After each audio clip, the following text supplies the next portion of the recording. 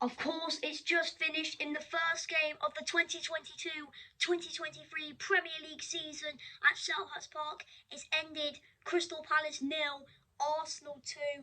And obviously, being a Tottenham fan, I am quite disappointed. But I'm not going to lie, I think Arsenal deserved to win that game, to be honest. I think they were the much better team. And yeah, anyway, let's just get into my thoughts of the game then. I think throughout the whole first half, Arsenal were very, very dominant.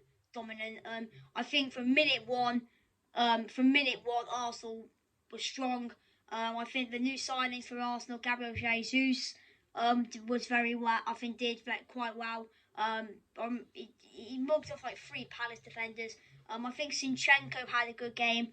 Obviously, no Maxwell was involved today. No Fabio Vieira as well. No Marquinhos involved today for Arsenal. For Crystal Palace, their new signing, Cheick Doucouré from Lens. Decent performance from him. Getting stuck into some challenges, getting the ball, sending some through balls to the likes of Edouard, Zaha, Ayew. Palace had their chances, but there was one real big opportunity for Eberechi Eze. He was through on goal. Brilliant save it was from Aaron Ramsdale. A good save it was from Aaron Ramsdale to deny Eberechi Eze. Obviously, the first goal from Arsenal was a corner. Obviously, Arsenal, who are the third highest scorers from scoring goals from corners. The ball was played into the box. Zinchenko making a run, who was unmarked at the far post, heading the ball back into the playing area. And there was Gabriel Martinelli. He was there on cue, on time, heading it home, beating it past, and heading the ball past the Crystal Palace goalkeeper in Vincent Guaita, and Arsenal taking the lead, and Gabriel Martinelli scoring the first goal of the 22-23 season. I think after that, Crystal Palace, I did realise a few times they had every man behind the ball. They were trying to put Arsenal under some pressure, and it kind of did work. Arsenal had to keep moving the ball around, try and find a way to break down Palace. Palace had some chances in the first half. I think Edouard had a few chances, Zaha, and obviously I think the real big chance for Palace was in the second half. I think around the 50th minute or something, from Eberechi Eze through on goal, and like I said, an amazing save from Aaron Ramsdale. The second goal for Arsenal, the ball played across to Bukayo Saka.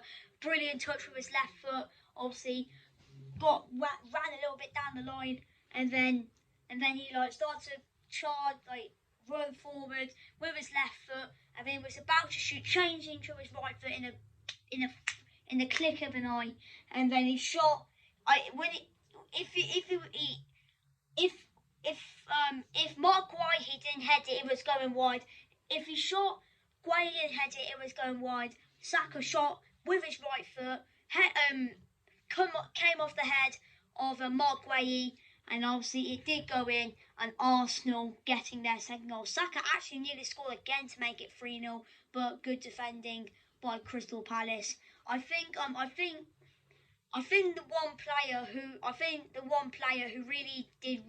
two players who did really well tonight for Crystal Palace.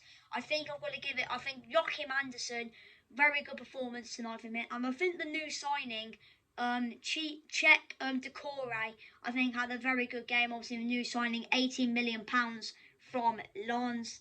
But for me, I think man of the match overall, I'm going to give it to William Saliba. I think he had a fantastic game at the back tonight for Arsenal. The chances that Crystal Palace had, he was there denying it. And obviously last season he got in the Liga, Team of the Year. Obviously he was on loan at Marseille last season, and obviously he's improved a lot. He's got into the first team, so fair play to William Saliba.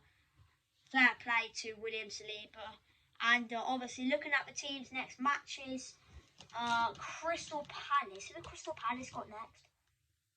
Crystal Palace. What are my parents watching?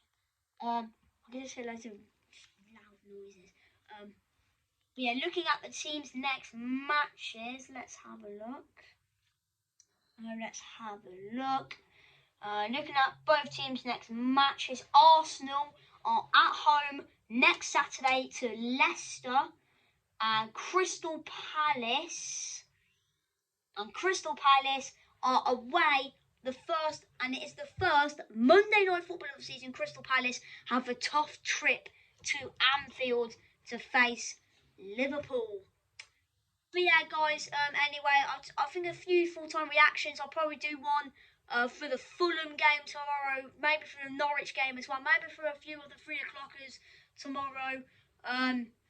But yeah, anyway, I hope you enjoyed the video. I hope you enjoyed this full-time reaction.